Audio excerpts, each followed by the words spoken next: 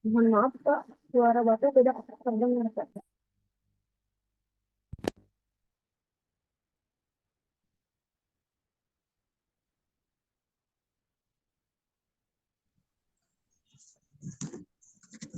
Halo, selamat malam, Pak.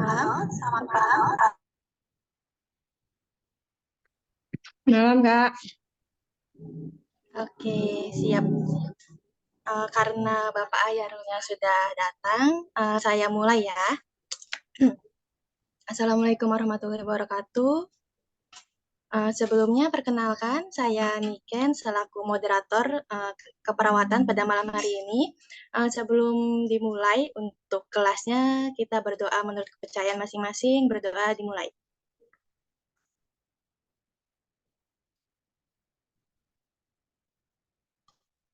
Berdoa selesai. Saya lanjut ya. Nah, Bimbel Harapan ini merupakan lembaga bimbingan belajar kebidanan dan keperawatan untuk mempersiapkan sahabat tenaga kesehatan lulus UKOM dan menjadi nakes kompeten harapan bangsa.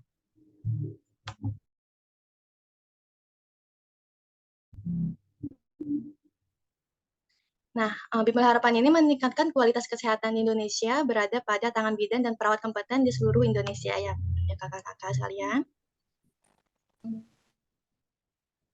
Nah, sudah lebih dari 70 kelas ya di kebidanan ini. Nah, mungkin karena keperawatan ini baru. Jadi, nah, untuk UKOM-nya apakah sudah siap kakak-kakak semuanya? Sudah, Kak. Insya Allah. Ya, insya Allah siap, harus siap ya.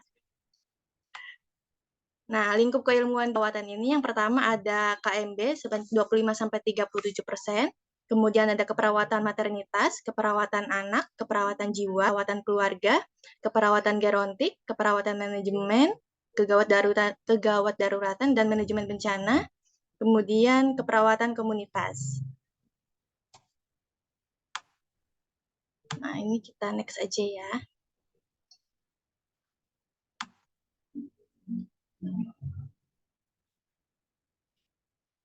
Nah, untuk malam ini kelasnya itu akan dibawakan oleh Bapak Ayaru Anam mengenai materi keperawatan medikal bedah.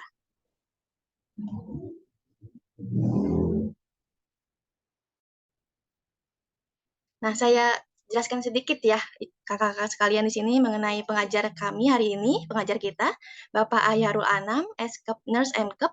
Beliau ini salah satu lulusan dosen Universitas Terbuka UPBJJ Purwokerto tahun 2019 sampai dengan sekarang. Maksud saya dosen Universitas Terbuka ya, kakak-kakak. Kemudian itu lulusan S1 Keperawatan dan Profesi Nurse di Universitas Jenderal Sudirman. S2 di S2 KMB di Universitas Indonesia. Yang keempat, dosen terbaik profesi nurse 2023 UNSUD.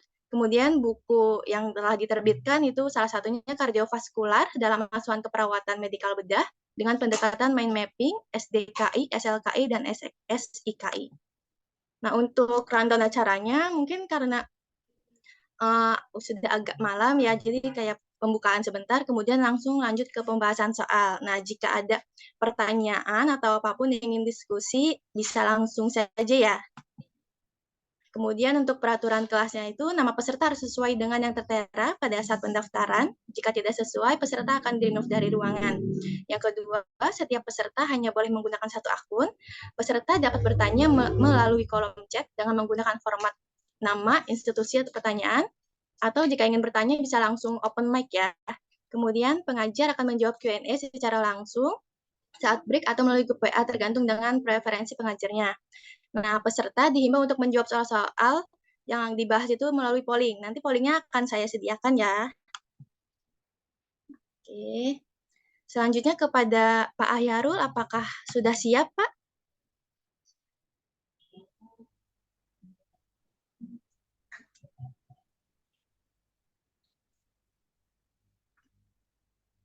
Halo?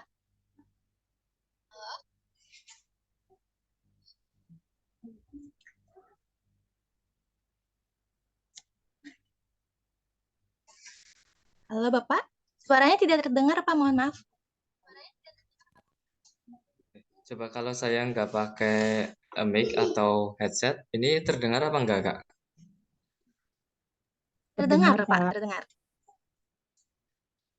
Oke, ini terdengar ya. Berarti nggak usah pakai headset ya? Iya, terdengar, Pak. Ya, oke. Iya, Pak. Ya, saya share screen langsung ke materi Selanjutnya aja saya ya, Kak. serahkan ya, Pak ya. Oke, ya. Ya, Pak, bisa langsung share screen aja. Oke, mohon izin untuk share screen. Sebentar. Ya, sudah muncul apa belum ya? Sudah, Pak. Sudah, Pak. Di situ muncul pakai slideshow atau enggak? Belum pakai slideshow, Pak. Pak. Ini kalau Sudah, saya Pak, geser sudah. slide-nya, di situ ikut geser apa enggak? Sudah apa belum? Geser enggak? Geser, Pak, sudah. Geser, Pak. Ya, baik. Terima kasih ya dari Bimbel Harapan sudah apa namanya memberikan kesempatan kepada saya untuk mengisi materi ini. Kali ini saya akan mengajarkan tentang materi KMB ya, keperawatan medikal bedah atau sekarang istilahnya nomenklatur di AIPNI itu keperawatan dewasa. Itu tapi intinya sama saja, sistem organ yang dibahas juga sama. Nah, kita langsung aja nih. Ini biodata tadi udah sedikit dipaparkan. Kita langsung aja nih ke soal-soal dan pembahasan. Siap-siap ya, kakak-kakak semuanya, para peserta bimbel UKOM. Ini kita konsentrasi gitu. Ke soal pertama ini sambil disimak ya. Saya kasih waktu 1 menit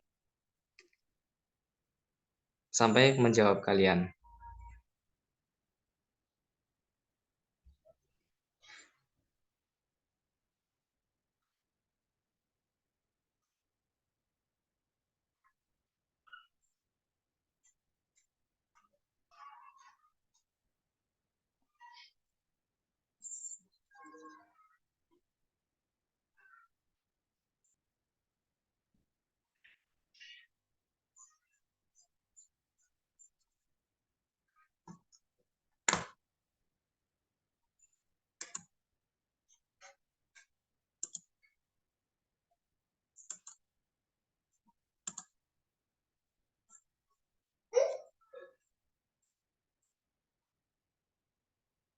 Sepuluh, 9, 8, 7, 6, 5, 4, 3, 2, 1.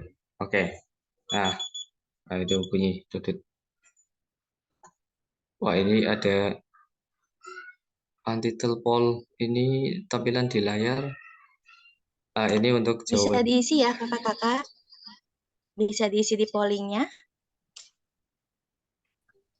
Nah, oke, sepertinya soal nomor 1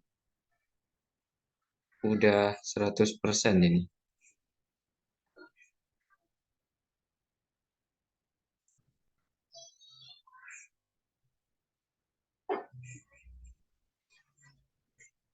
Baru 76, belum semuanya nih. Baru 76%.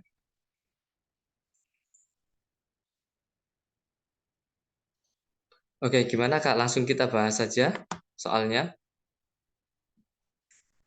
Iya, Pak, langsung dibahas Oke, saja. kita langsung bahas ke slide selanjutnya ya. Sebentar, saya ulang dulu untuk apa namanya ininya soal kasusnya ya. Seorang laki-laki 20 tahun dirawat di ruang penyakit dalam dengan hasil pengajian sering batuk, sputum berlebih, kadang disertai darah, nafasnya sesak, tubuh terlihat kurus, terdapat bunyi ronki basah. Nah, ini semua data-data di sini saling mendukung untuk gangguan pernapasan. Terus hasil pemeriksaan ronsen torak anterior posterior itu ada nodul infiltrat, ini khas banget pada pasien TB. Apalagi dijelaskan di sini lobus superior sinistra. Khas pada TB itu nodul infiltratnya di lobus atas atau superior. Ini adapun CTR, ini pemeriksaan penunjang yang mungkin dalam soal itu bisa menjadi pengecoh. Nah, CTR itu kan kardiotorasik rasio ya. Tapi kita fokusnya tidak ke jantung, tapi ke paru-paru. Maka dari itu, masalah keperawatan adalah A. Bersihan jalan nafas efektif, B, C, D, E, dan seterusnya. Ini masalah keperawatannya. Jawabannya adalah, ini kok belum geser ya. Nah, ini. Jawabannya adalah bersihan jalan nafas tidak efektif. Kata kunci jawabannya, pasien itu kan mengeluh sering batuk, ada sputum yang berlebih. Nah, kadang disertai darah. Darah ataupun nanah, misalnya karena kasus infeksi begitu ya. Nah, itu yang bisa menyumbat jalan nafas. Nah, segala yang menyumbat jalan nafas itu menyebabkan jalan nafasnya itu tidak bersih gitu. Jadi kan kalau pada pembahasan ini bersihan jalan nafas itu tidak efektif karena jalan nafasnya itu ada sputumnya, ada darahnya gitu, ada kotorannya sehingga jalan nafas tidak bersih. Maka dari itu kata kunci di sini kita udah langsung ketebak nih, bersihan jalan nafas tidak efektif. Ini soal pertama ya, kita kasih semangat dulu ya biar pada benar semua gitu ya. Nah, masalah pernapasan itu kalau kita melihat SDKI ataupun 3N ya, Nanda Noknik, itu cuma 3 ya. Kalau 3S dan 3N, Nanda Noknik maupun SDKI, SLKI, SIGI gitu, itu untuk diagnosisnya sebenarnya hampir-hampir mirip. Wong SDKI juga banyak yang berkiblat ke diagnosis Nanda gitu ya. Jadi kalau zaman dulu saya itu kan pakainya 3N Nanda Noknik. Kalau sekarang ada 2 versi, ada 3S, ada 3N. Nah, tapi secara umum, baik 3N maupun 3S tidak terlalu berbeda jauh, gitu. Nah, maka dari itu, kita nih, masalah pernapasan itu cuma 3 kalau di keperawatan, yaitu bersihan jalan nafas, pola nafas, dan kerusakan pertukaran gas. Ini yang pokok gitu ya, yang murni di paru-parunya gitu. Tidak ada akibat komplikasi dari penyakit lain. Kan beda nih, pasien sesak pada kasus COVID akan sangat berbeda dengan pasien sesak napas pada kasus gagal jantung, kasus gagal ginjal gitu. Sama-sama sesak, tapi diagnosisnya beda gitu ya. Nah, kalau kita di paru-paru ini ada tadi keluhan sering batuk, sputumnya berlebih, kadang disertai darah. Nah, hal-hal ini yang menyumbat atau membuat jalan nafasnya itu tidak bersih. Nah, itu sehingga jawabannya adalah bersihan jalan nafas tidak efektif.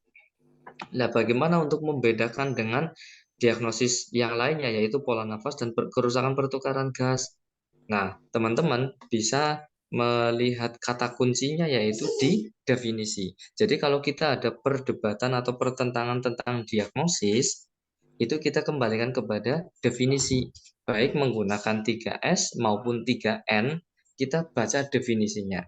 Nah, definisi kalau bersihan jalan nafas itu apa, kalau pola nafas itu apa, batasan karakteristiknya. Nah, itu kita kembalikan kepada definisi. Nah, di sini kita akan membahas nih, gangguan pada jalan nafas itu kan bisa berupa cairan, darah, penyempitan, spasme itu juga termasuk. Namun di sini kan kita bahwa pasien itu sering batuk, sputumnya berlebih atau banyak berlendir gitu ya. Tidak setiap kasus TB itu banyak berlendir, tidak selalu. Tapi dalam kasus ini, pasiennya itu ada lendirnya. Nah, gitu. Terus kayak kasus COVID itu waktu awal-awal, pasiennya sesak, tapi batuknya cenderung batuk kering dan dalam.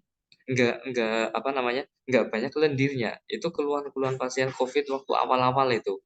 Varian apa sih namanya? Delta apa ya? Saya juga lupa itu. Nama varian yang awal-awal itu. Nah, itu kan menyerahnya di alveolus langsung. Jadi pasiennya sesak napas bukan karena banyaknya sputum kalau pada pasien COVID ya, tapi karena apa? Kerusakan alveolus. Kalau kerusakan alveolus masuknya ke kerusakan pertukaran gas karena menyerahnya di alveolus, gangguannya tuh di alveolus. Jadi kalau pasien misalnya gini ya, bersihan jalan nafas. Masalah keperawatan kan bersihan jalan nafas. Tentu tindakan untuk mengatasi bersihan jalan nafas, ya jalan nafasnya dibersihkan, kan gitu. Dibersihkan dengan cara apa? Terserah mau pakai fisioterapi dada, batuk efektif, kayak gitu ya. Mau pakai bronkodilator, terus apalagi yang untuk mengecerkan dahak atau ekspektoran juga bisa gitu. Nah, ini bisa teratasi. Tapi kalau sangat berbeda dengan pasien yang sesek karena kerusakan pertukaran gas. Contohnya pasien yang COVID. yang ada masalah adalah di alveolus. Maka pasien dikasih obat ekspektoran, mau dikasih oksigen, mau dikasih apa lagi, fisioterapi dada, tetap aja pasiennya sesak. Ingat nggak waktu awal-awal COVID itu, tabung gas langka, maksudnya minimalis kayak gitu ya, nyari oksigen susah. Pasien udah dikasih oksigen aja, itu saturasi oksigen itu nggak bisa nyampe 95%. Paling-paling itu paling tinggi itu 91, 92-an. Nggak nyampe 95, tetap pasien ngerasa sesak. Itu aja udah dikasih oksigen. Kenapa? Kok bisa? Iya, karena alveolusnya yang mengalami masalah atau mengalami kerusakan. Jadi mau oksigen seberapa pun banyaknya, wong alveolusnya aja kena masalah kayak gitu. Nah, oke ya, clear. Jadi kita bisa membandingkan tiga diagnosis antara bersihan jalan nafas, pola nafas maupun kerusakan pertukaran gas. Kita bisa tahu apa namanya kata kunci dari setiap diagnosis ini. Kalau pola nafas itu kita harus melihat pasiennya apakah pernapasannya itu reguler atau irreguler. Kemudian nafasnya itu dangkal, cepat atau lambat gitu. Terus disertai gangguan organ lain atau tidak. Terkadang karena misalnya gangguan persarafan pada cedera servikal C3, 4, dan 5 pada servikal 3, 4, 5 itu yang mengatur pola nafas dan irama jantung. Nah, sehingga makanya kalau pada pasien yang mengalami trauma servikal, itu kan kita harus pakai neck collar gitu ya, untuk di leher ini, untuk menjaga stabilitas leher, agar dia tidak terjadi trauma servikal. Kalau terjadi trauma servikal, saraf C3, C4, atau C5 putus, ya pasiennya nggak bisa bernapas gitu.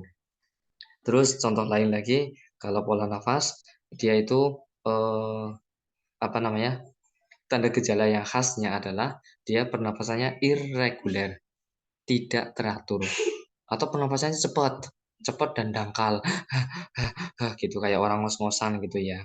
Nah, gitu. Jadi itu bedanya antara bersihan jalan nafas, pola nafas, dan kerusakan pertukaran gas. Oke, aplaus dulu untuk pertanyaannya untuk teman-teman yang jawabannya benar. Yang jawabannya belum benar, nggak masalah, nanti kita akan belajar bareng. Namanya aja kita juga lagi belajar gitu ya. Oke, terus untuk selanjutnya kita masuk ke soal nomor 2. Silakan konsentrasi lagi, kita akan baca soal bareng-bareng, nanti dikerjakan. Selanjutnya, soal nomor 2. Soal nomor 2.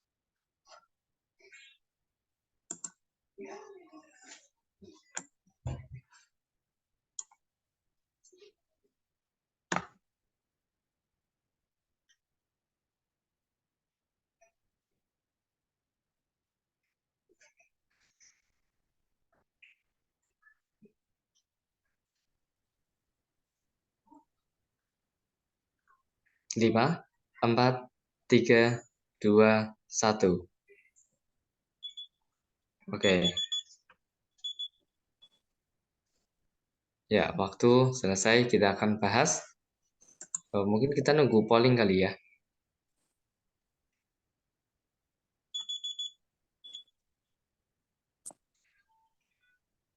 Nah, ini jawabannya mulai variatif nih. Ada yang A, ada yang B, ada yang C. Kalau yang D, nggak ada ya. Membatalkan program itu nggak ada.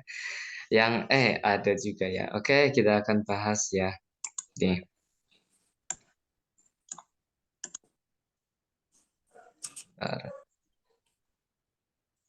Saya biar layarnya kelihatan ini ya, karena saya ketutupan ini menu yang ada di komputer. Ini kan pada intinya ini tentang tindakan ya. Nah, oh iya, untuk soal UKOM itu ada soal tentang etik, ada soal tentang diagnosis, ada soal tentang tindakan. Tindakan pun macam-macam. Ada yang tentang prosedural, ada yang tentang keamanan atau safety pasien gitu ya. Terus setelah tindakan itu ada evaluasi keperawatan gitu. Ada yang tentang penkes atau edukasi atau discharge planning gitu. Jadi kita harus pahami soalnya dulu gitu ya. Ini soalnya tentang tindakan. Tindakan apa yang akan Anda lakukan?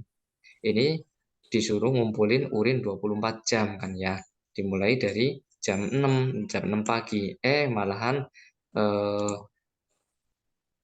pasiennya itu kecolongan gitu ya. Maksudnya nggak terpantau, dia sudah ke kamar mandi, tapi tidak dilakukan urin tampung gitu.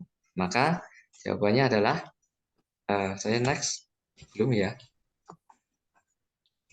Nah ini mulai pengumpulan urin lagi dari pukul berapa? Ya, sebentar. Dari pukul 6. Jadi kayak gini, urin tampung, kok ini tamping ya, tampung, urin tampung 24 jam. Itu kalau untuk pemeriksaan urinalisis gitu ya. Nah, urinalisis kita ini. Kalau jawaban A mengulangi pengumpulan urin lagi dari pukul 18 karena sudah 12 jam terlewat gitu ya. Baru ketahuan itu pukul 18.00. Nah, padahal disuruh 24 jam. Nah, maka dari itu kita kalau yang poin B tidak tepat karena hanya memperkirakan saja. Kita nomor B ini menanyakan pada pasien berapa kira-kira urin yang dibuang tadi. Bukan masalah hanya volumenya saja, bukan. Tapi bakteri yang ada di dalamnya, kemudian kepekatan urinnya, warna urinnya, keasaman urin kayak gitu ya. Terus adanya keton urea apa enggak kayak gitu.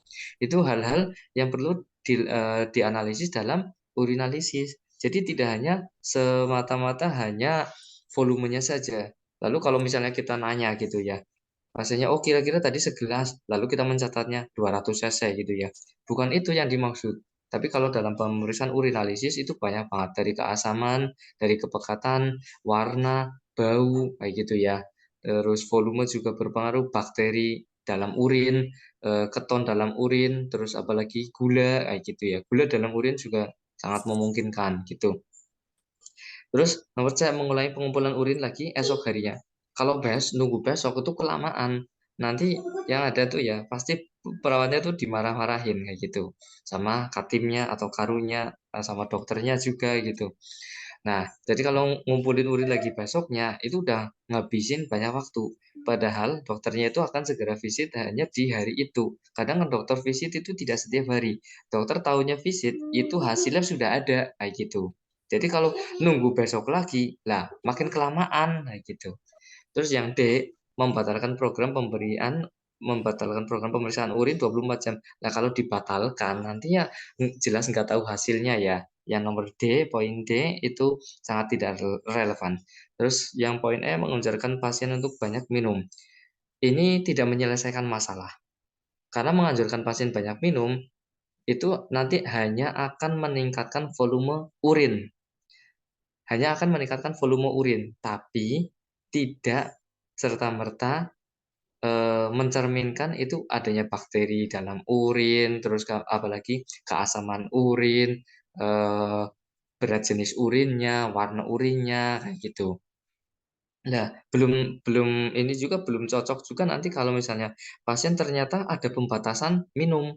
Nah, kalau ada pembatasan minum, maka kalau kita menganjurkan pasien banyak minum, nanti justru akan kontra gitu ya. Padahal pasien sedang dibatasi minumnya. Contoh pada kasus-kasus misalnya gagal jantung, gagal ginjal kayak gitu yang konsumsi air minumnya itu sangat dibatasi gitu. Jadi jawaban yang tepat adalah A ya.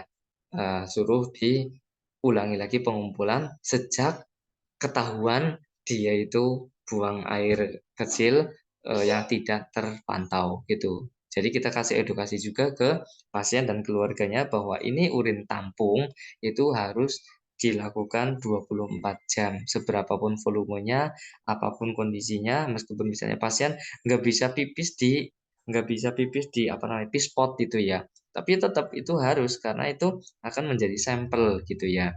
Terus kalau misalnya urinnya itu hanya sampel sedikit aja gitu, ya nggak bisa. Nanti kita tidak bisa merepresentasikan 24 jam.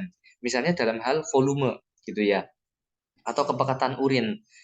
Coba aja deh, kalau kita kencing siang hari dan pagi hari, pasti kepekatannya berbeda. Itu sangat berbeda. Kalau pagi hari kita habis bangun tidur, itu urinnya cenderung lebih pekat, lebih seperti agak kekuningan atau kecoklatan ya, kayak kayak teh kayak gitu ya. Wah, itu warna urinnya berbeda. Sehingga urin tampung 24 jam itu harus benar-benar dilaksanakan secara 24 jam.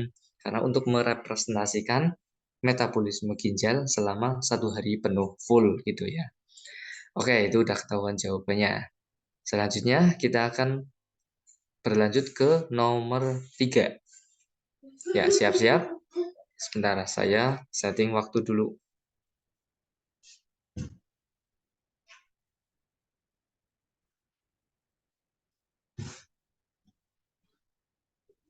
Ya, lanjut. Nomor 3.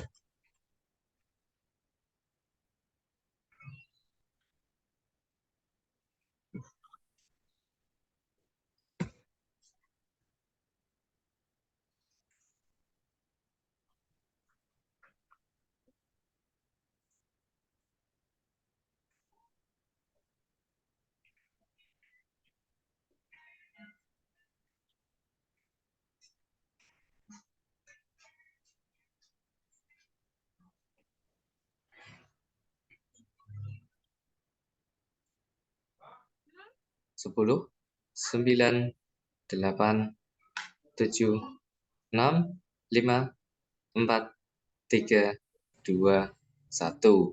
Tet.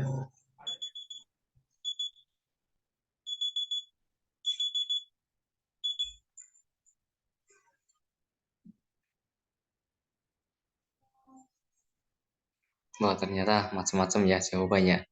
Oke, kita akan bahas ini pasien yang infeksius ya. Udah HIV, TB aktif lagi. Ini sangat khas banget pada pasien HIV ya. Biasanya pasien HIV itu pertama kali ketahuan juga bukan HIV-nya, tapi dari keluhannya ya, dari infeksi oportunistiknya.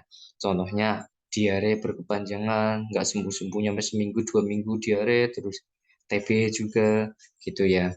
Nah, ini kalau kita akan melakukan tindakan pada pasien yang infeksius seperti HIV dan TB aktif, nah keamanannya itu harus ekstra ketat. Kalau HIV, penularan HIV itu melalui cairan.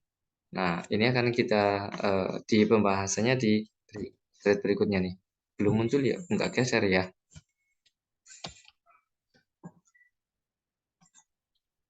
Nah, ini pembahasannya. Pembahasannya kalau pasien HIV dan TB itu kan dua penyakit yang infeksius tapi cara penularannya berbeda. Kalau HIV melalui kontak cairan, tapi kalau TB melalui droplet. Nah, droplet misalnya orang berbicara, si pasien itu batuk atau bersin, nggak pakai masker gitu. Tapi kalau HIV, penularannya itu melalui kontak cairan. Tapi kalau kulit dengan kulit, nggak apa-apa, nggak nular. Kita salaman sama pasien HIV, yang penting pasiennya nggak luka, kita juga nggak luka. Itu nggak masalah. Nggak masalah bersentuhan. Nah, yang jadi masalah pada pasien HIV penularannya adalah kontak cairan pasien dengan cairan orang atau perawat gitu ya. Contoh, nah banyak kasus kejadian beberapa saya pernah diceritain ya di perawat kamar bedah itu eh, seorang dokter kalau nggak salah di Sarjito kejadiannya. Nah itu waktu operasi itu dia nggak mau pakai kacamata Google. Kacamata Google itu bukan yang search engine ya. Kalimatnya beda. Kalau Google yang buat search engine itu double O, tapi kalau kacamata Google yang dipakai untuk kacamata melindungi mata itu double G gitu ya. Nah, Dokter tersebut melakukan operasi dengan tidak menggunakan kacamata Google. Karena apa? Sumpek. Sumpek tuh bahasa Indonesia apa ya? Ya sumpek gitu ya. Kan pakai masker. Pakai masker, kalau pakai kacamata Google kan rapat gitu ya. Udara yang dari hembusan hidung itu masuk ke kacamata. Dan itu mengganggu pandangan atau apa ya, jadinya burem kayak gitu. Jadinya dia nggak betah pakai kacamata. Nah, dalam operasi tersebut ternyata ada cairan dari pasien yaitu darah muncrat ke kena mata gitu. Akhirnya terinfeksi HIV itu. Terus kalau TB safety-nya yang penting kita yang berkaitan dengan udara atau droplet mana coba? Organ hidung dan organ mulut. Itu yang kaitannya dengan saluran pernapasan dengan droplet. Kalau tangan itu kan enggak gitu ya. Nah, sehingga kita untuk melindungi TB, kita harus pakai masker. Syukur maskernya malah harusnya tuh double. Nah, kalau di dalam ruangan ruangan infeksius TB itu kan biasanya di pasien bangsal yang isolasi namanya ya, bangsal isolasi atau ruang isolasi. Itu pada pasien TB itu harusnya menggunakan kamar atau ruangan dengan tekanan negatif. Apa sih tekanan negatif? Tekanan negatif itu kalau pintu kamarnya dibuka, udara itu tidak mengalir keluar, tapi udara dari luar masuk ke dalam. Itu prinsip tekanan negatif. Tujuannya apa? Agar bakteri TB dari dalam ruangan itu tidak menyebar atau menular ke orang lain. Itu prinsipnya seperti itu.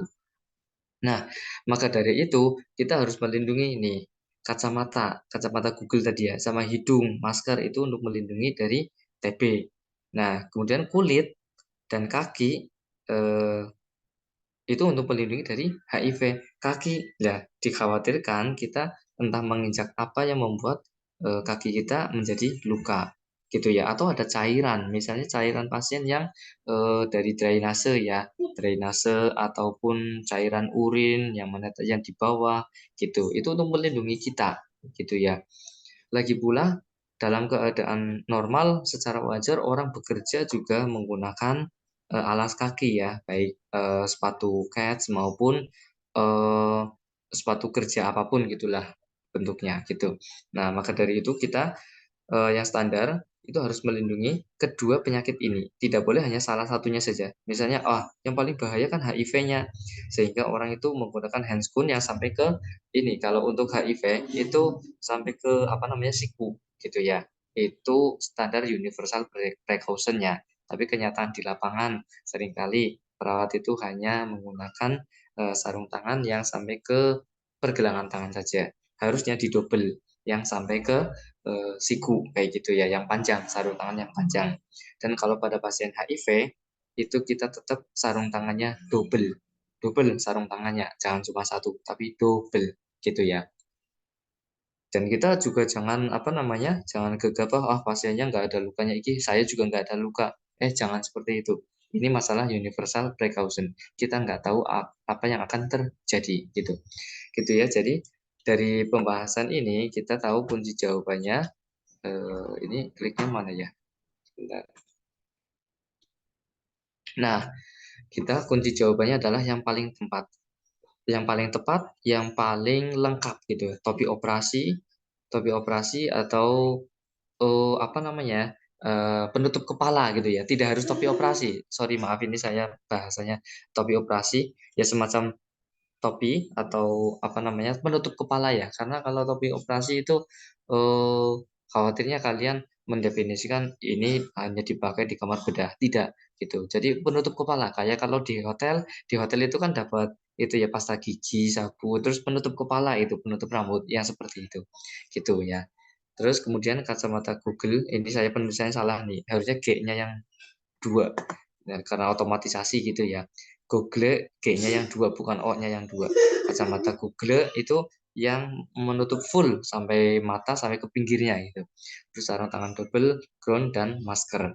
Masker untuk TB itu juga double ya. Kalau maskernya untuk TB itu double, dan kalau tidak ada masker yang N95 itu maskernya double. Misalnya hanya masker medis biasa, masker untuk operasi atau di kamar bedah itu yang warnanya biru, itu maskernya double gitu. Nah, tapi kalau pakai N95 itu sudah diyakini mencukupi gitu untuk melindungi dari TB gitu ya. Jangan salah juga loh kalian, untuk TB ini dosen saya dulu saya kuliahnya di fakultasnya masih kedokteran ya. Jadinya banyak dosen kedokteran yang ngajar saya juga. Itu ada yang meninggal juga waktu ngambil spesialis paru. Nah, beliau ngambilnya di UI, di RSCM spesialisnya. Itu saya dapat kabar juga setelah saya S2 di UI, karena ada teman saya yang di UI, ternyata temannya dosen saya yang dokter itu, yang sudah almarhum. Ternyata dia, dosen saya itu meninggal karena sedang mengambil spesialisasi paru, karena ketularan TB. Tuh, kan. Nah, maka dari itu, kita harus universal precaution-nya ya. Lanjut, kita siap-siap masuk ke soal nomor 4. Ya, saya setting waktu dulu, sebentar. Ya, siap-siap ya. 1, 2, 3. Ya, soal nomor 4.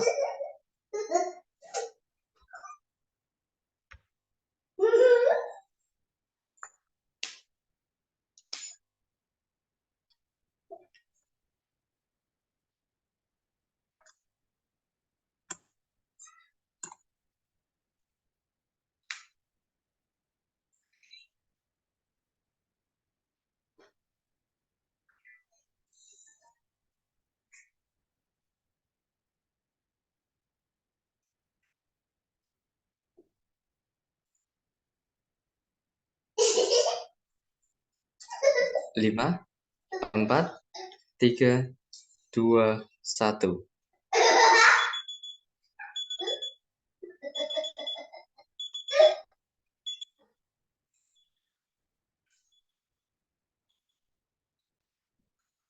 Oke, jawabannya mayoritas A. Oke, akan kita bahas ya. Seorang perawat akan memberikan injeksi piracetam. Ini kalau masalah injeksi obat, nama obatnya apa, jangan terlalu dipikirkan. Yang penting kita tahu injeksinya kemana gitu ya. Tapi perlu tahu juga sih, ini kalau piracetam itu masuk IV atau IM itu sekedar pengetahuan umum gitu ya. Tapi kita prinsipnya adalah untuk injeksi itu prinsipnya apa sih gitu. Ini kan berarti tentang tindakan ya, tentang tindakan, urutan tindakan atau urutan teknis tindakan ya. Obat telah diambil dengan speed sesuai dosis. Apakah tindakan selanjutnya yang harus dilakukan? Nah, ini kadang-kadang dalam soal itu seringkali juga kalian jangan terkecoh ya, jangan terkecoh dengan memilih jawaban yang paling panjang. Nah, itu. Ini kalau udah misalnya udah putak banget, udah nggak ada apa namanya, nggak ada bayangan mau jawab apa, akhirnya kalian memilih jawaban yang paling panjang atau jawaban yang paling pendek. Gitu. Nah, saya kasih kasih tahu ke kalian bahwa standar dalam pembuatan soal itu jawaban A, B, C, D, E itu eh, tidak ada yang salah mutlak gitu ya. Misalnya, jadi jawabannya itu ada yang mengecoh. Ini agak benar ya, ini yang B agak benar, yang C benar juga. Nah, tapi kita mencari yang paling tepat itu. Terus kemudian trik yang lainnya dalam pembuatan soal, jawaban itu yang mengecoh adalah tidak boleh menggunakan jawaban yang mengecoh yang menyimpang jauh. Nah, maka dari itu ini saya buat jawabannya itu runut dari panjang ke pendek. Tidak ada jawaban yang misalnya eh, paling panjang sendiri. Terus kemudian yang lainnya yang poin B, C, D, E itu panjangnya relatif sama. Itu enggak, tidak masuk standar. Jadi jawabannya A, B, C, D, E itu urut tambah panjang atau menjadi tambah pendek atau sama kayak gitu. Nah, tapi kalian nanti kalau dalam menjawab jangan memilih jawaban yang dengan kalimat yang paling panjang. Itu bukan kunci jawaban yang benar. Gitu. Jadi kalian kalau apa menjawab itu jangan terkecoh dengan kalimat yang paling panjang. Tidak, gitu ya. Tapi kita sesuai dengan prosedurnya. Ini tentang tindakan keperawatan yang harus dilakukan. Kita tahu bahwa kalau dalam injeksi itu kan nggak boleh ada udara gelembungnya ya, karena akan menyebabkan emboli gitu. Nah, setelah kita ambil sesuai dosis obatnya masuk, itu kan biasanya kalau kita ngambil pakai ampul, pakai vial gitu ya, di dalam spet itu ada udaranya. Maka kita pastikan tidak ada gelembung udara dalam spet, entah diketuk-ketuk pakai jari gitu ya, terus kita keluarkan sedikit sampai di apa namanya, di ujung jarumnya itu keluar cairannya 1 tetes. Karena apa? Karena untuk memastikan bahwa tidak ada udara di dalam spet dan jarum. Kalau cairan obatnya itu belum keluar di ujung jarum, berarti ada kemungkinan ada udara di dalam jarum. Meskipun mungkin bilangannya hanya 0,01 mililiter gitu ya. Tapi kan itu kalau menjadi emboli, menyumbat di pembuluh darah otak, membuluh apa namanya menjadi stroke, menyumbat di pembuluh darah jantung, ya jadi infak miokard gitu ya. Nah, maka dari itu kita harus memastikan dalam spet dan dalam jarum tidak ada gelembung udara. Oke, ini mayoritas jawaban yang A, benar. Yang nomor B, mengatur posisi pasien sesuai lokasi injeksi. Mengatur posisinya antar kalau udah di pasien, kayak gitu ya. Mau di bokong, pantat ya misalnya IM, atau di lengan, ataukah di IV, kayak gitu. Mengatur posisinya di situ. Jadi setelah kita memastikan tidak ada gelembung. Lalu yang nomor C, melakukan desinfeksi. Desinfeksi ya kalau kita udah di depan pasien, spatnya sudah siap, kita sudah melakukan poin yang A ini. Tidak ada gelembung udara dalam spit. Jadi kalau dalam perawatan di rumah sakit mungkin kalian kan ini udah praktek selama setahun kayak gitu ya. Ada lagi yang mungkin sudah pernah bekerja gitu. Itu kalau kita ke pasien, ada obat yang diambilnya itu di meja pasien atau di lemarinya pasien ya. Itu untuk menjaga keterbukaan atau transparansi obat yang diberikan dan juga untuk apa namanya eh, prinsip 5 benar obat ya, benar obat benar pasien kayak gitu ya. Sehingga obat yang diberikan ke pasien A adalah dari lemarinya pasien A, bukan dari lemari yang lain. Tapi ada juga rumah sakit yang kebijakannya obatnya itu tersentral di nurse station gitu. Nah, maka dari itu, entah apapun kebijakan dari rumah sakit, tapi prinsipnya kita sudah tahu bahwa kalau mau ke pasien, speednya tuh harus sudah siap. Kalau mau menginjeksi ke pasien, speednya tuh harus sudah siap. Mengatur posisi, melakukan desinfeksi, itu nanti kalau spetnya sudah siap. Spetnya sudah siap, diisi obat, kemudian tidak ada gelembungnya kayak gitu ya, barulah kita memposisikan pasien mana yang akan diinjeksi, ataukah di lengan, ataukah di IV, ataukah di pantat misalnya seperti itu. Setelah itu baru kita melakukan desinfeksi. Nah, setelah desinfeksi kita suntik yang poin D ini. Setelah menyuntikkan baik di otot maupun di IV gitu, setelah disuntik lalu ada aspirasi. Aspirasi itu khusus kalau di otot ya. Oh ya, kalau di pembuluh darah juga diaspirasi untuk memastikan bahwa jarum itu masuk ke pembuluh darah. Bedanya apa kalau aspirasi kalau di otot? Kalau aspirasi di otot itu kita mau narik tuh susah karena tidak ada udara di dalam otot ya. Jadi kita mau narik tuh kayak jarum tuh masuk karet gitu. Kayak jarum masuk karet ditarik itu ketarik lagi dia. Jadi nggak ada udara yang masuk ke dalam tabung spuitnya. Itu kalau di otot itu misalnya kita mau injeksi di pantat gitu ya atau di lengan, kita aspirasi setelah jarum masuk ke otot, kita aspirasi sedikit. Oh, tidak ada udara yang masuk, berarti ini benar ke otot.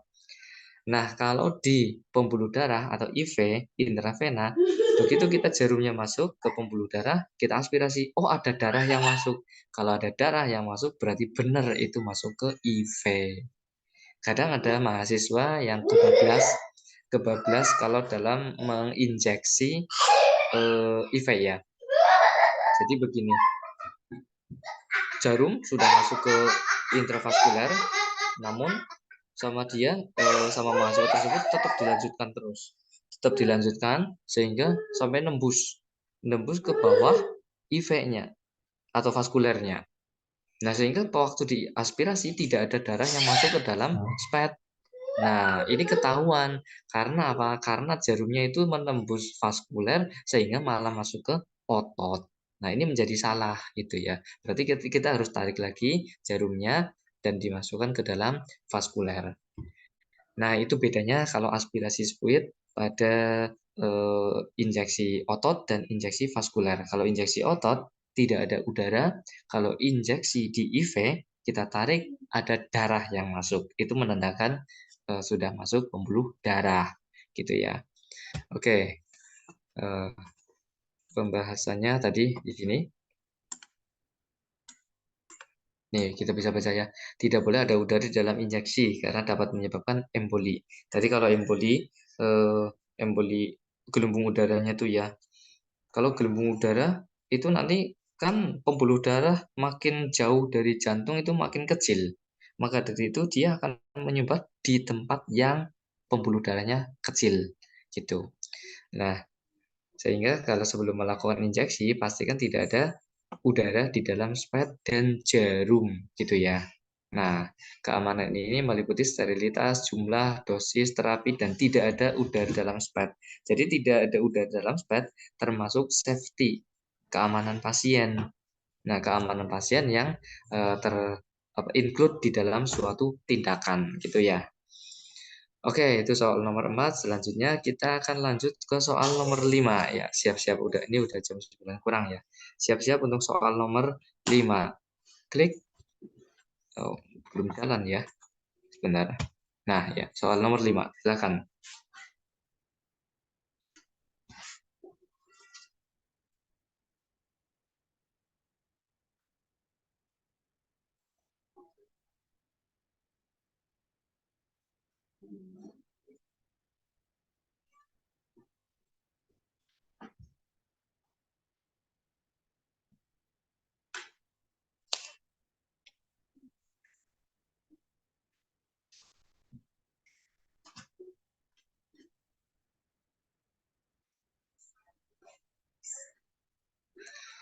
Delapan, 7, 6, 5, 4, 3, 2, 1.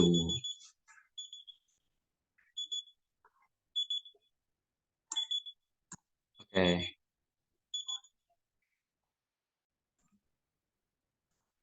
Oke, hasil polling mayoritas memang D ya. Tapi ada yang menjawab juga A, B, C, dan E juga ya. Nah, ini ada beberapa peserta yang terkecoh juga mungkin. Nah, kita akan bahas nih. Kira-kira pasien apa ya di sini di soal nomor 5? Dirawat dengan keluhan nyeri dada kiri seperti ditekan benda berat sejak 2 jam yang lalu. Pada pasien nyeri dada, biasanya apa? Pasien jantung ya. Ini khas banget kalau nyeri dada pasien jantung. Tapi tidak selalu ya. Kadang-kadang orang masuk angin itu ya. Orang masuk angin juga di dada, di tulang rusuk itu kadang terasa nyeri juga gitu ya. Nah, tapi kalau yang di sini, kalau orang cuma masuk angin terus dirawat kan kayaknya enggak ya. Nah, ini barangkali teman-teman ada saudara atau tetangga gitu ya yang mengeluh nyeri dada di kiri, nyeri di tulang rusuk kayak gitu ya. Kita cek juga untuk yang lainnya. Contohnya misalnya gini, nyeri bertambah saat aktivitas. Nah, ini yang menjadi khas pada banyak pasien penyakit PJK, penyakit jantung koroner. Serangan jantung lah kalau orang awam, orang kampung bilangnya gitu ya, serangan jantung. Ini khas banget nyeri bertambah saat aktivitas dan nyeri berkurang saat istirahat, saat duduk gitu ya. Itu nyerinya berkurang. Tapi kalau beraktivitas itu tambah nyeri. Itu khas banget pada AMI atau akut miokard infark ya. Atau serangan jantung itu kalau orang awam bilangnya. Skala nyeri 8. Ini 8 dari skala 10 berarti ya. Kan ada skala nyeri yang 0 sampai 10, ada yang 0 sampai 100. Tapi umumnya pakainya kebanyakan sih ya, kebanyakan pakai yang 0 sampai 10. Karena kalau 0 sampai 100 angkanya terlalu range-nya itu sangat jauh gitu ya. Tapi kalau nyeri sampai skala 8, ini kayaknya udah hampir nyampe puncak. Kita logika aja nih, logis aja nih. Kalau 0 itu kan nggak ada nyeri. 0 itu kan nggak ada nyeri ya. Sedangkan kalau 10 itu sudah nyeri tak tertahankan. Ciri-cirinya apa sih nyeri skala 10? Contohnya orangnya tuh udah sampai teriak-teriak, sampai jungkir balik, sampai ngerumit. Ngerumit itu apa ya? Mengigau, udah nggak tahan teriak-teriak kayak gitu. Kayak udah nggak sadar diri, lupa daratan. Itu udah banget rasanya nyeri itu. Nah, nyeri skala 9, 8 itu kira-kira di bawahnya. Tapi nyeri skala 8, 9 ini tuh udah hampir mencapai puncak kan, berarti udah nyampe sakitnya banget kayak gitu. Hampir-hampir dia tuh nggak kuat gitu. Nah, kadang juga ada pasien yang saking nyerinya tuh dia diem tapi nangis, nyampe apa namanya ngeringik kayak gitu ya. Itu saking sakitnya gitu. Terus ekspresi wajah tampak menahan sakit, pemeriksaan fisik didapatkan tekanan darah sekian 160/99. Nah, di sekian suhu sekian. Nah, kalian jangan terkecoh dengan TTV-nya, misalnya, wah ini pernapasannya 26 kali per menit, ini pasien sesak napas apa ya? Gitu. Jangan terkecoh dengan data-data hasil lab yang memang mengecoh kayak gitu ya, kayak TTV. Maka dari itu kita harus paham karakteristik setiap penyakit. Setiap penyakit itu punya tanda khasnya yang hanya terjadi pada penyakit tersebut gitu ya. Misalnya ya, pada tadi yang ini pasien PCK atau serangan jantung, sama-sama nyeri di dada, tapi khasnya itu akan bertambah saat aktivitas dan berkurang kalau berhenti aktivitas. Itu contohnya. Terus demam. Demam biasa dengan demam DBD itu sangat berbeda. Kalau demam DBD ada yang khasnya yaitu dia naik turun kayak kuda pelana, pelana kuda gitu ya. Terus ditambah lagi hasil labnya trombosit turun. Itu khas kalau DBD.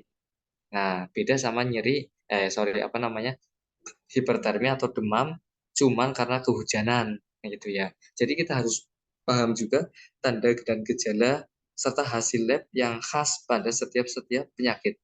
Di sini kemungkinan besar ada pasien yang nyeri dada sebelah kiri, ada organ apa di situ? Organ jantung. Jadi kemungkinan besar ini pasien adalah nyeri karena serangan jantung. Nah, kalau sudah seperti itu, kita ketahuan nyeri karena penyakit jantung, karena serangan jantung. Terus di sini ada intoleransi aktivitas. Kan mungkin kalian menganggap nyeri bertambah saat aktivitas. Oh, berarti dia nggak kuat aktivitas ya, sehingga memilih jawaban A. Tapi itu kurang tepat. Karena apa? Dia yang dibutuhkan bukan terpenuhinya aktivitas, bukan. Tapi apa? Berkurangnya nyeri. Coba kalian kalau misalnya pas lagi eh, nyeri banget nih dadanya, kan nyampe bernapas saja, mau bernapas saja tuh ya, itu nyeri loh. Itu si malakamanya pasien serangan jantung, dia lagi nyeri dada kiri ya, dia mau ngambil nafas saja itu jantungnya tuh kayak ditusuk kayak gitu, dada kiri jantungnya tuh kayak ditusuk, malah tambah sakit juga, tapi nggak bernapas, ya juga pegah tuh apa ya, sesak napas kayak gitu. Nah, jadi yang lebih dibutuhkan oleh pasiennya seperti ini adalah meredanya rasa nyeri. Terus perubahan pola napas.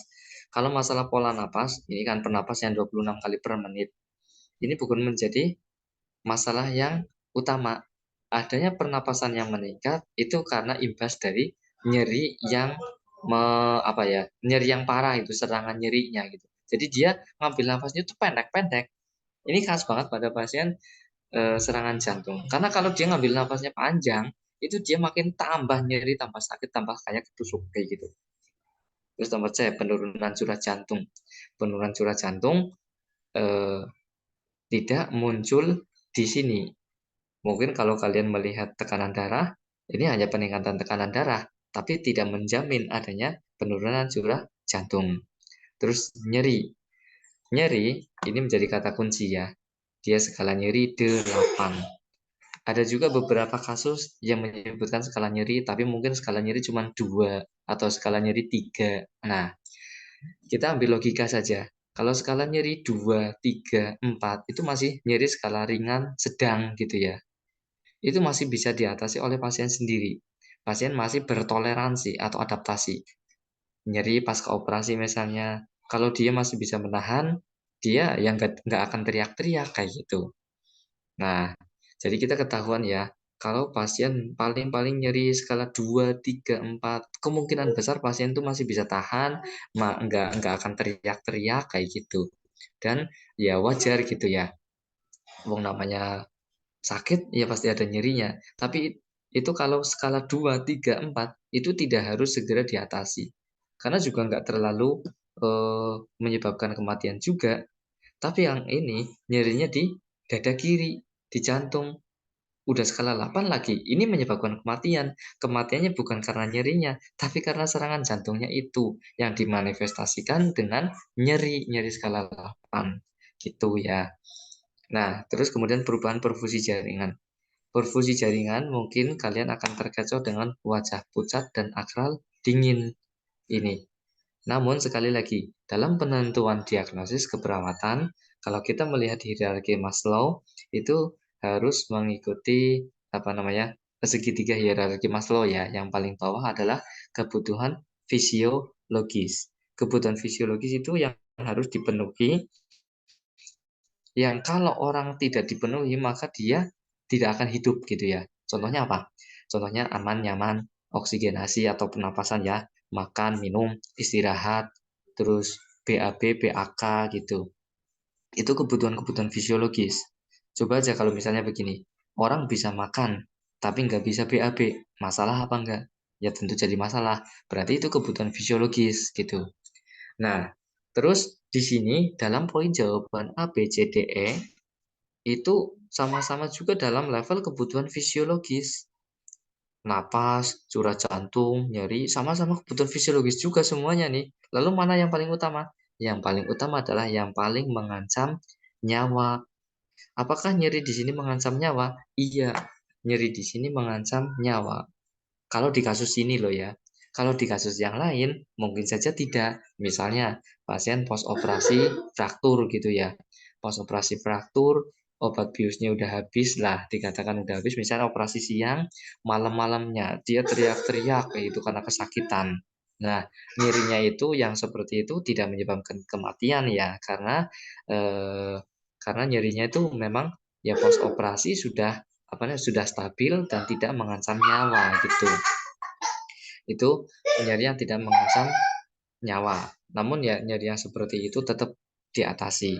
Dalam kasus seperti ini, nyerinya ini sangat mengancam nyawa karena nyerinya kaitannya dengan penyakit serangan jantung. Serangan jantungnya itu yang mengancam nyawanya itu gitu.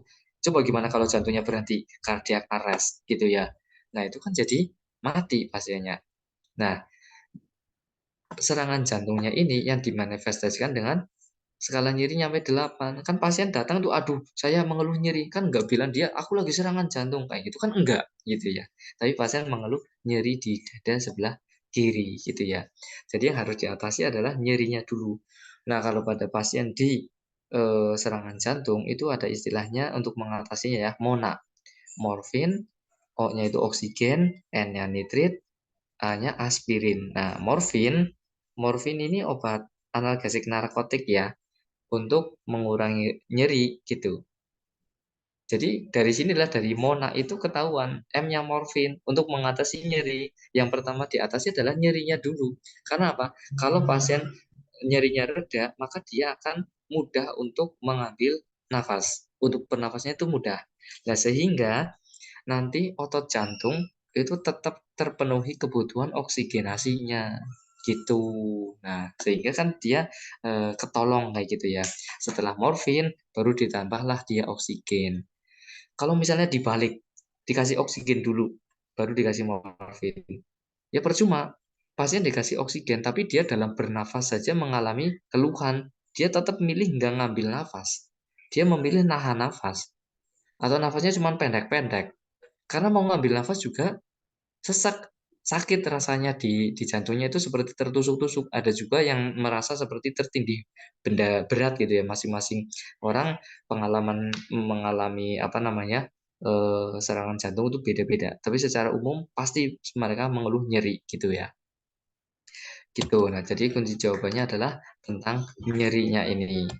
Gitu pembahasan masalah utama yang dikeluhkan yaitu nyeri skalanya udah berat banget ini ya, apalagi khas di dada sebelah kiri, yaitu organ jantung gitu ya. Oke, kita akan berlanjut ke soal berikutnya. Siap-siap ya.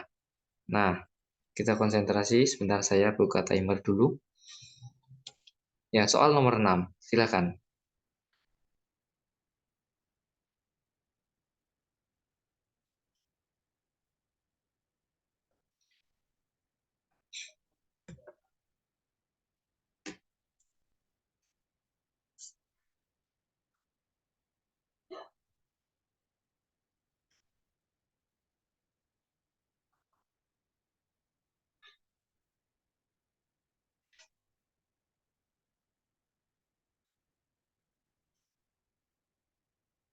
Sepuluh, 9, 8, 7, 6, 5, 4, 3, 2, 1.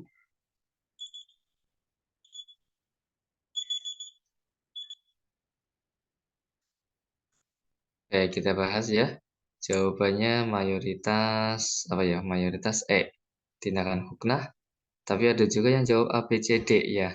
Coba kita lihat, kita bahas bareng-bareng. Seorang laki-laki 50 tahun dirawat di ruang bedah. Mengeluh tidak bisa kentut. Nah, ini tidak bisa kentut kan kebutuhan fisiologis ya. Tidak bisa kentut, nggak bisa buang air besar, itu termasuk kebutuhan fisiologis. Perut terasa padat. Dan hasil pemeriksaan fisik, peristaltik usus 3. 3 itu hipo ya, hipoperistaltik. Karena normalnya itu kalau dalam usus duodenum jejunum ileum itu kisaran 12 sampai 20 kali per menit gitu. Ada buku yang referensi yang saya baca itu enggak hitungannya enggak per menit ya, tapi per peristaltik. Jadi gini, 3 sampai 5 detik per peristaltik. Nah, kalau dibikin kita konversi ke menit, itu kan jadinya kalau 60 ya, 60 kan 60 detik itu kan 1 menit. 60 dibagi 3 itu kan berapa? 20. Kalau 60 dibagi 5 sama dengan 12. Nah, dari situ kan ketahuan normalnya itu ya kisaran 12 sampai 20. Ada referensi yang 10 sampai 20 kayak gitu ya. Nah, ini hipoperistaltik. Dia tuh lemah banget peristaltiknya sehingga menyebabkan nggak bisa buang air besar. Terus apakah tindakan keperawatan yang akan Anda lakukan pada pasien tersebut? Nah, kira-kira ini kan udah ketahuan ya bahwa pasien itu nggak bisa kentut, nggak bisa buang air besar. Nah, kalau nomor yang A, melakukan pemasangan NGT. Nah, NGT ini untuk apa sih? Kan NGT singkatan nasogastric tube. Itu untuk mengatasi pasien yang nggak bisa makan lewat jalur normal, nggak bisa ngunyah, ada masalah di esofagus misalnya, ada gangguan menelan misalnya, ada gangguan kesadaran misalnya pada pasien yang stroke gitu ya, yang di ICU. Sehingga nutrisi itu dari NGT. Nah, jadi masalah NGT itu cocok untuk mengatasi masalah pasien yang tidak bisa ingesti. Ingesti itu memasukkan makanan, nggak bisa menelan. Nah, masalah di sini yang di soal nomor 6 adalah pasien nggak bisa ngeluarin BAB, sisa makanan. Jadi kalau pemasangan NGT tidak tepat. Terus yang B, kompres hangat di perut. Oke, kompres hangat di perut memang mau meningkatkan peristaltik ya, memicu, merangsang, menstimulasi peristaltik. Memang benar merangsang peristaltik. Namun, ini pasien itu udah nggak bisa buang air besar, udah memadat, udah padat itu udah apa namanya susah buat dikeluarkan. Jadi nggak akan kuat kalau hanya dengan merangsang peristaltik saja. Sehingga solusi pada tindakan yang nomor B ini, yang poin B, kompres hangat di perut, benar tapi kurang tepat gitu. Benar bahwa kompres hangat bisa merangsang peristaltik, namun kurang tepat karena kondisi pasien itu harus segera dikeluarkan BAB-nya gitu ya. Yang nomor C, mengejarkan klien untuk berpuasa. Nganjurin klien untuk berpuasa itu tidak menyelesaikan solusi. Karena apa? Karena masalahnya pasien itu adanya apa nih? Adanya BAB, adanya feses ya, adanya feses yang harus segera dikeluarkan. Karena ini perut terasa padat. Hasil palpasi biasanya itu palpasi dan apa namanya perkusi di perut kanan di usus apa namanya ascendant itu sudah memadat dan lebih ke suara dullness ya, karena ada benda padat di situ. Itu harus segera dikeluarkan. Nah, kalau kita menganjurkan klien untuk berpuasa, itu hanya untuk mengurangi jumlah feses atau makanan yang masuk ke saluran cerna, tapi tidak mengatasi masalah feses untuk bisa dikeluarkan dari usus, nggak mengatasi. Nah, malah kalau orang puasa, nanti peristaltiknya tuh tambah melemah lagi, gitu ya. Jadi jawabannya C itu kurang tepat. Yang D menganjurkan klien banyak makan sayur dan buah. Sayur dan buah memang untuk meningkatkan peristaltik dan juga menambah berat atau massa dari feses tersebut, sehingga membantu pengeluaran feses atau BAB. Namun ini ya, namun kalau pasien itu udah terasa perutnya tuh terasa padat di usus pas ascendant, kolon pas ascendant itu kan yang dekat dengan kolon gitu ya. Itu nggak cukup kalau hanya dengan makan sayur dan buah. Karena sayur dan buah itu kan lewat saluran cerna atas ya, lewat lambung, lambung terus duodenum, yeyunum, ileum. Nah, kelamaan. Maka dari itu tindakan yang paling tepat adalah melakukan tindakan huknah. Tindakan huknah, sekarang huknah udah modern ya. Ada huknah tinggi, ada huknah rendah. Huknah tuh kalau zaman dulu tuh kan pakai cairan, dimasukin pakai selang ke anus atau ke dubur. Kalau zaman sekarang itu pakai yang gliserin itu ya, atau yang apa namanya kayak gel kayak gitu ya. Jadi sekali pakai dan sekali pakai hanya single use ya, hanya satu pasien satu gitu, nggak akan digunakan untuk pasien yang lain. Itu kayak pakai botol kayak odol kayak gitu ya, nanti dimasukin ke dubur, ditekan nanti cairannya gelnya itu akan masuk ke kolon sigmoid. Nanti di kolon tersebut dia akan bereaksi dengan feses, meningkatkan peristaltik dan nambah apa namanya? Nambah cair apa namanya? Jadi licin kayak gitu. Jadi licin, kemudian pasien tuh mengeluh mules-mules lalu bisa BAB. Nah, kalau tindakan hukna itu ini dapat berlangsung hanya beberapa menit dan lokasinya tepat karena langsung di saluran cerna bawah kayak gitu ya. Jadi tindakan yang paling tepat adalah melakukan tindakan huknah atau lavement atau klisma gitu ya. Ada istilah. Nah, ini untuk istilah juga kalian perlu familiar ya. Ada huknah, ada lavement, ada klisma gitu ya. Itu istilah yang sama gitu ya. Oke, tepuk tangan buat yang jawabannya benar ya. Ini mayoritas sih benar ini ya. Terus kita lanjut ke soal nomor 7. Udah pada ngantuk apa belum nih? Nah, ini jawabannya yang tadi sudah saya jelaskan. Kemudian ini soal nomor 7. Nah, soal nomor 7, silahkan dikerjakan.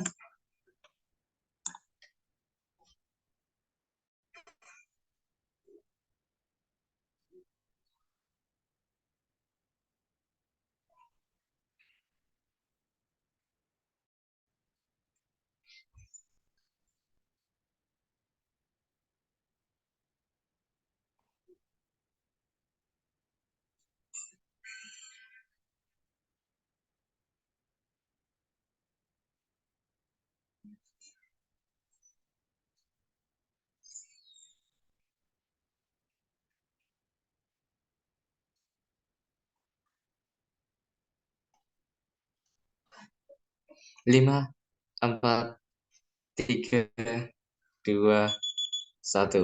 Oke, ya waktu habis.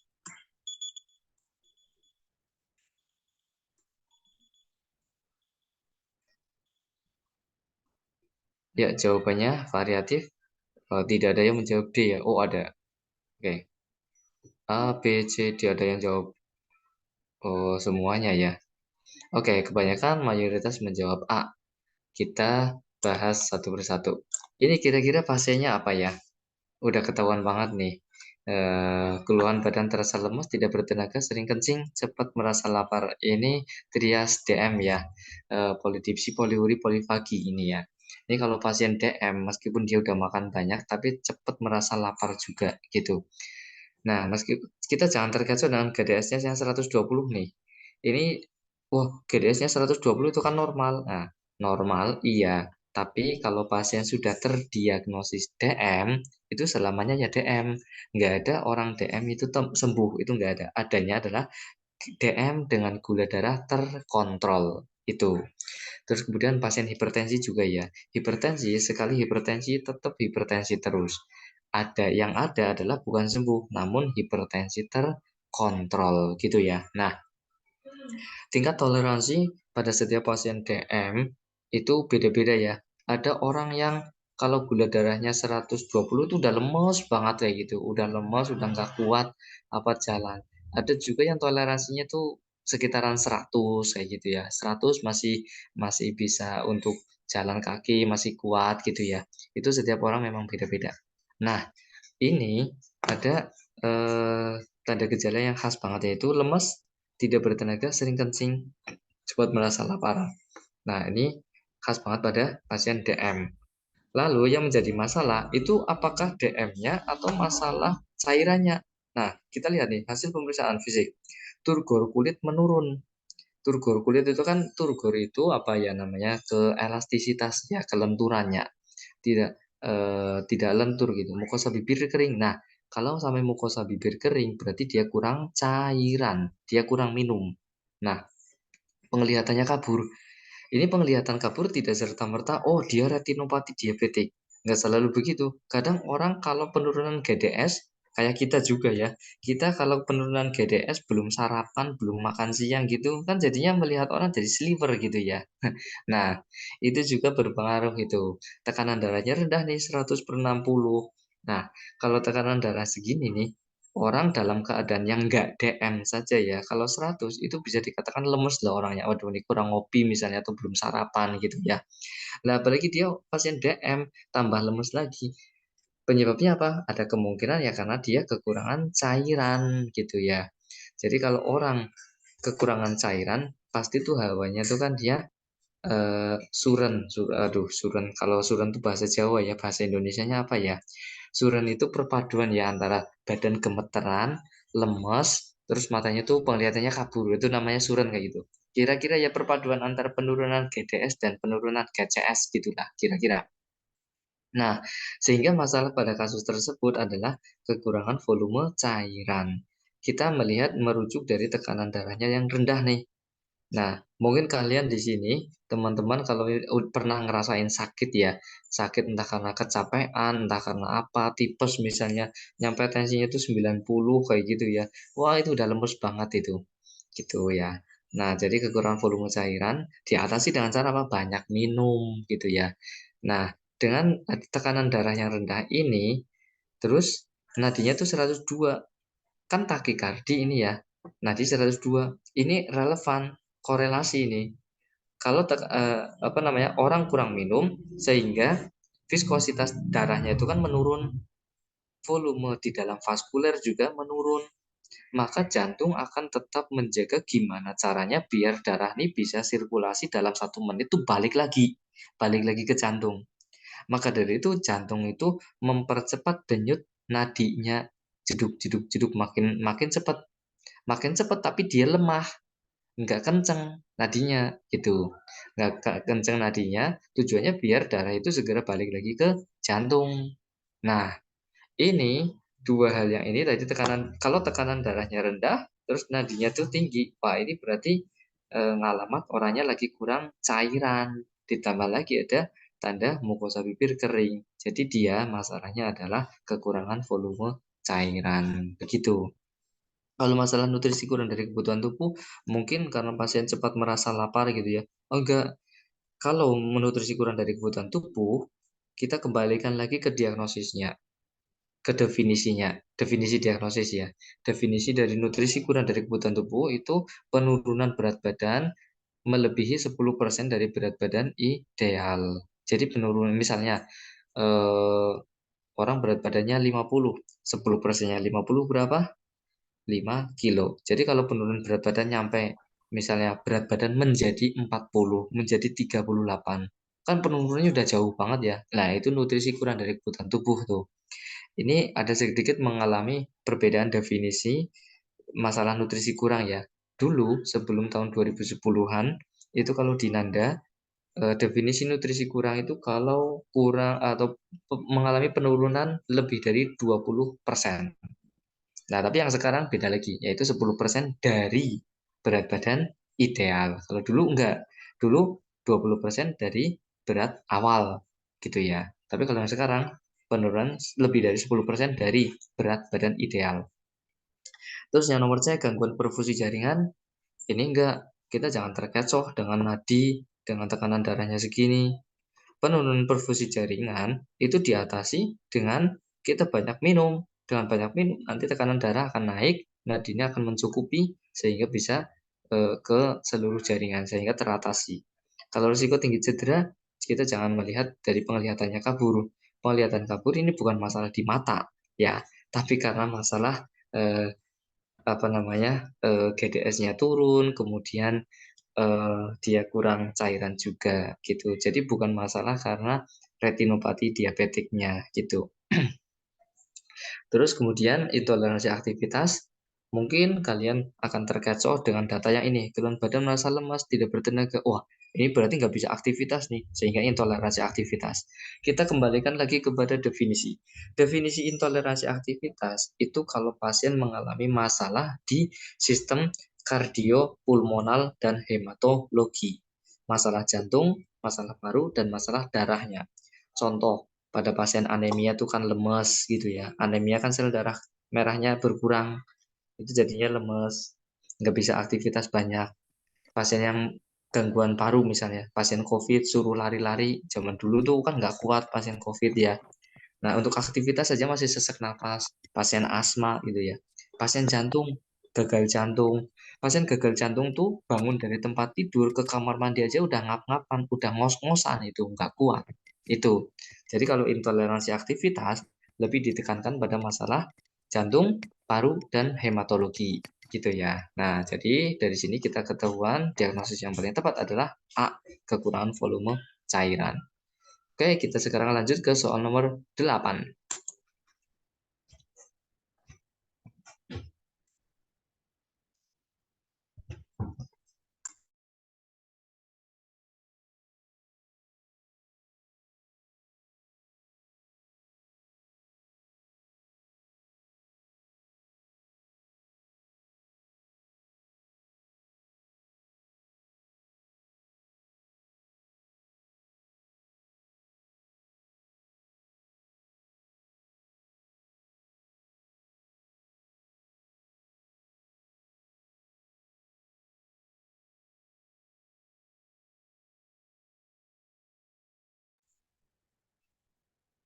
Sepuluh, 9, 8, 7, 6, 5, 4, 3, 2, 1.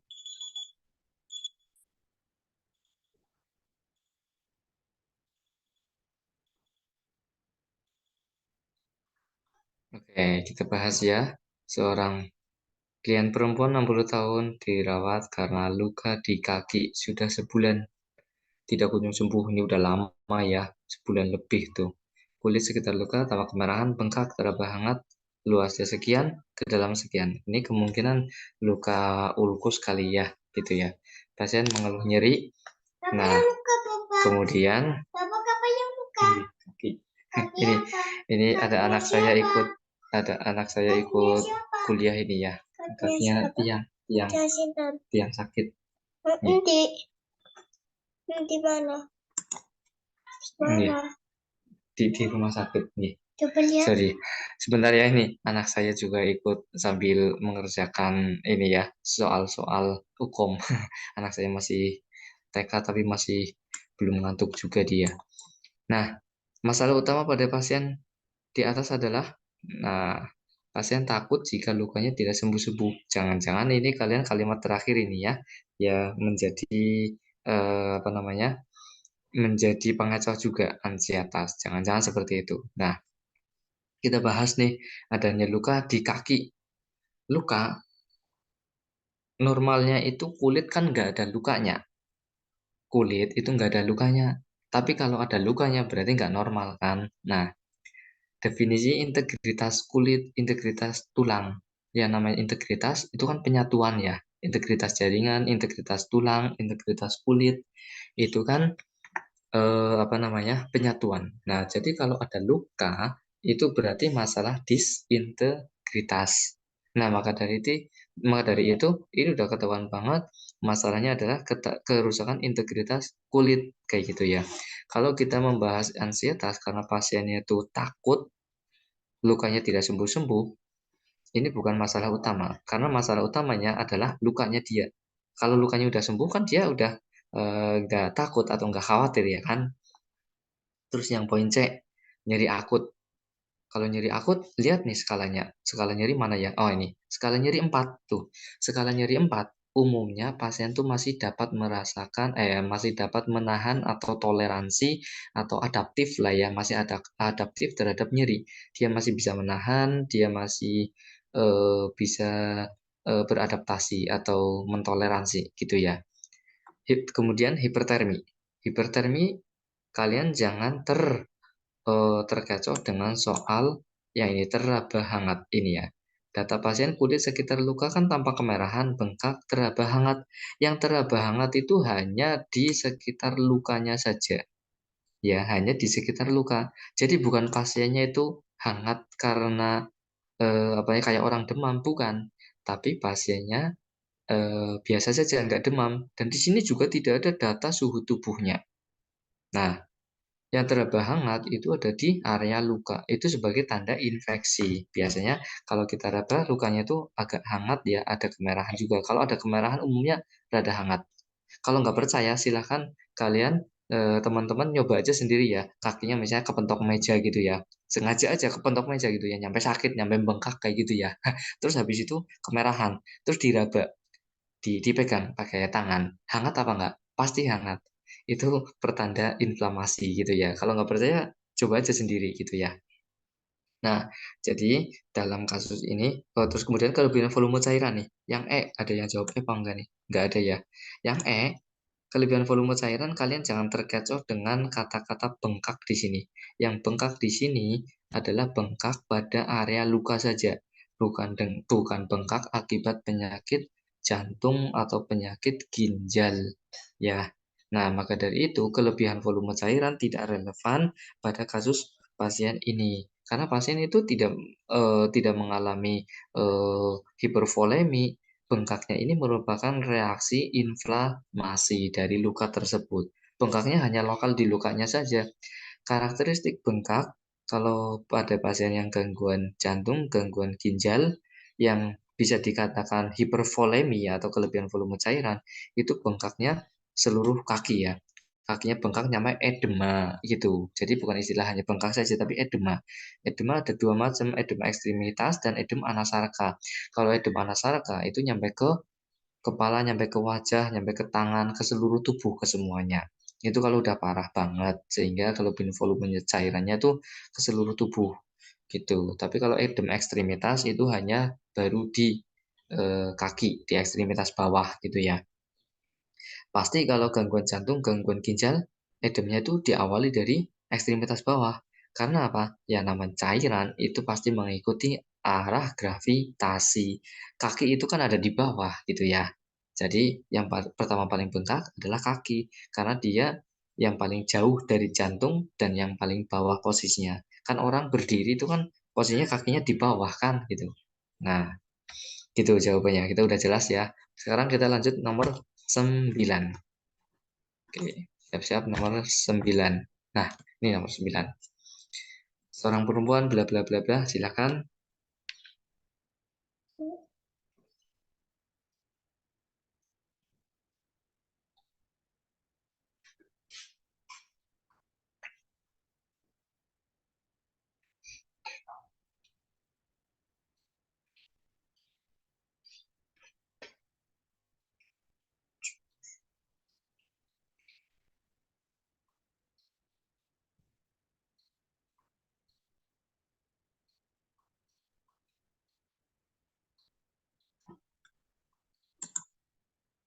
Lima, 4, 3, 2, 1.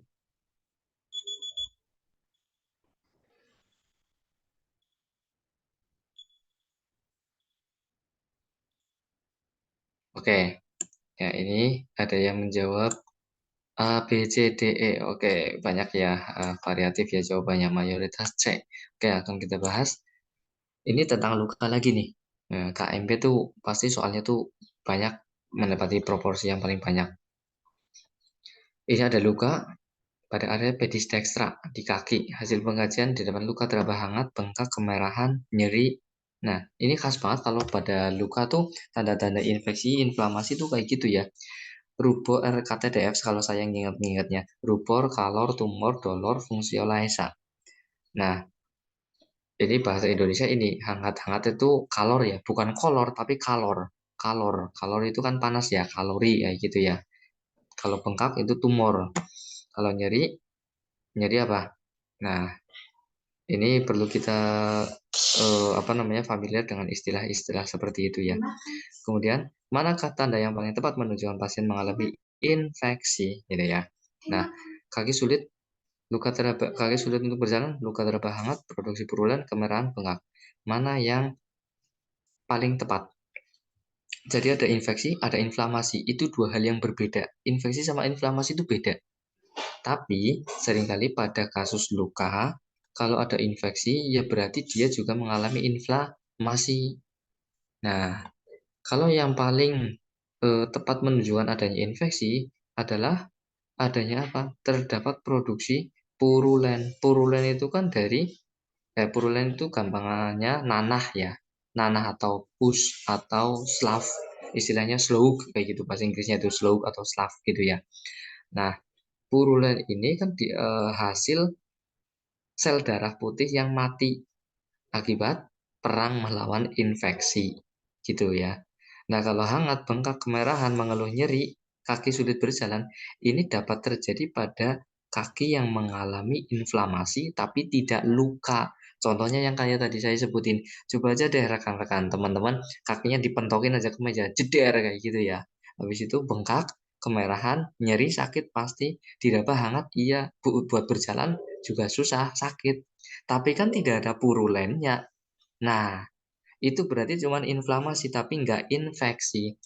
Nah, di kasus ini, pada luka ini, pasien mengalami terdapat produksi purulen. Maka dari itu, yang khas untuk pasien infeksi adalah produksi purulennya atau nanahnya itu. Nah, itu. Jadi jawabannya kita ketahuan adalah C yang paling tepat. Gitu ya. Oke, selanjutnya kita nomor terakhir ya. Nomor 10. Nah, ini soal nomor 10. Silakan dikerjakan. Saya kasih waktu.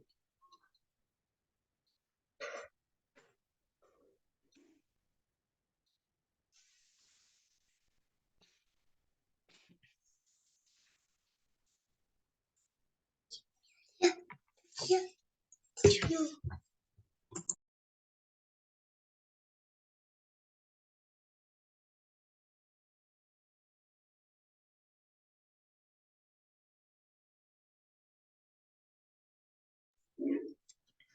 10, 9, 8, 7, 6, 5, 4, 6, 5, 4, 3, 2, 1. Ya, oke.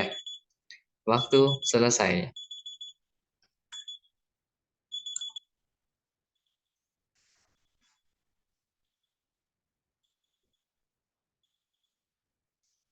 Oke, mayoritas teman-teman menjawab yang C, mencegah pembentukan bekuan darah. Tapi ada yang jawab A dan D, E juga gitu ya. Jadi pada pasien PPH ya, pos operasi prostatektomi gitu ya. Kalau teman-teman seringkali melihat kalau menerima pasien pos operasi BPH itu kan pasti suruh digerujuk cairan fisiologis NaCl gitu ya selama 24 jam gitu. Nah, cairan NaCl-nya itu ditampung di embernya itu ada penampungnya. Itu tujuannya untuk apa? Untuk mengalirkan perdarahan, sisa-sisa perdarahan dari saluran kemihnya itu yang habis dilakukan operasi prostatnya itu. Nah, jadi tujuan pemberian irigasi pada pasien post prostatektomi itu adalah apakah A untuk mencegah infeksi? Tidak. Jadi untuk mencegah infeksi itu kan dengan cara apa? Dengan cara makanan yang bergizi, dengan cara tindakannya yang ekstra steril kayak gitu ya. Nah, kalau pasien dilakukan operasi kan tindakannya sudah steril, perawatannya juga dengan teknik steril gitu ya. Jadi untuk mencegah infeksi itu bukan dengan menggunakan larutan fisiologis dilakukan irigasi, bukan. Kemudian yang B, memberikan asupan cairan. Ini jelas bukan ya, karena alirannya tuh ke kandung kemih, ke vesika urinaria, bukan ke intravena. Jadi bukan untuk memberikan cairan. Yang C, mencegah pembekuan darah. Betul, karena pos operasi ada perlukaan, pasti ada perdarahan. Nah, hal yang paling mengkhawatirkan adalah nanti terjadinya pembekuan darah di saluran urin. Yang namanya ureter itu kan kecil, ureter itu kecil buat kencing gitu ya. Nah, kalau ada bekuan darah di situ, ya nanti percuma, nggak bisa kencing lagi gitu. Maka dari itu, sisa-sisa perlukaan dari operasi prostatektomi tadi itu apa namanya agar bekuan darahnya itu tidak menggumpal di situ di saluran uretranya gitu, sehingga kita harus mengeluarkan dengan cairan NaCl. Terus yang D, memberikan asupan elektrolit, tidak tepat, kurang tepat karena pasien pos operasi prostatektomi tidak terlalu mengalami gangguan atau keluhan elektrolitnya. Cairan toh dia bisa dilakukan dengan infus yang lewat IV lengan ya, dan juga dengan minum itu cukup. Jadi tidak harus dilakukan irigasi 24 jam, enggak. Yang nomor E, mencegah dehidrasi karena pos operasi, enggak juga. Pasien pos operasi ya meskipun dia mengalami evaporasi ya karena bajunya dilepas gitu selama beberapa jam operasi. Nah, tapi dehidrasi pos operasi enggak apa namanya, nggak parah-parah amat lah. Dan lagian yang namanya kalau kita melihat eh, saluran irigasinya itu mengalir ke vesika urinaria, bukan ke intravena.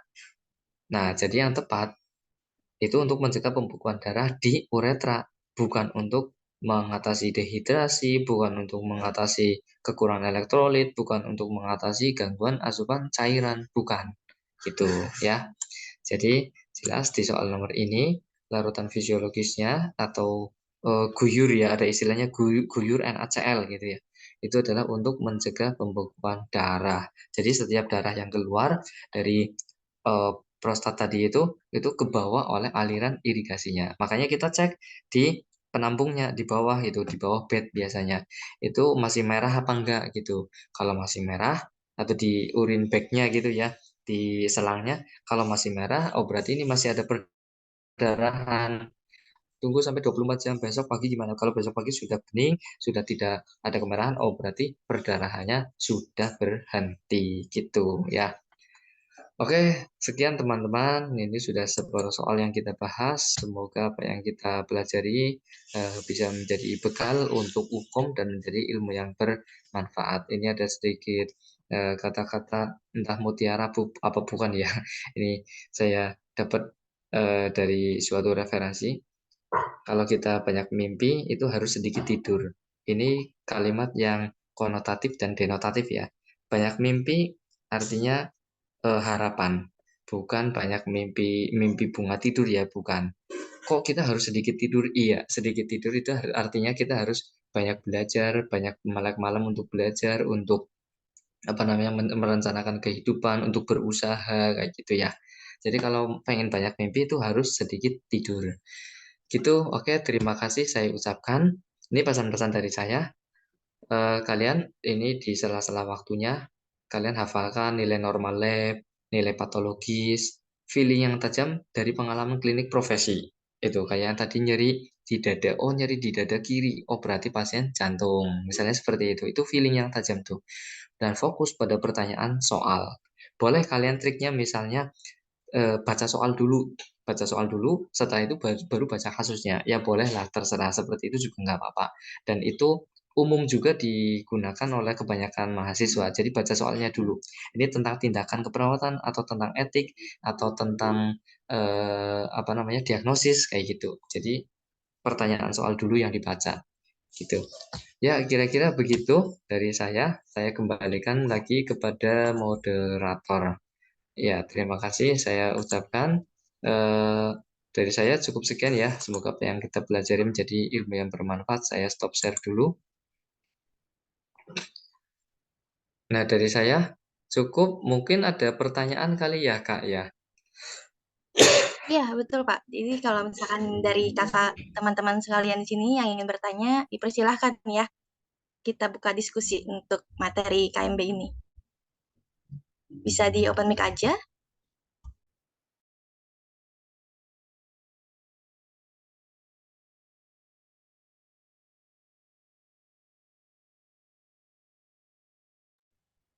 Apakah ada yang ingin ditanyakan lagi?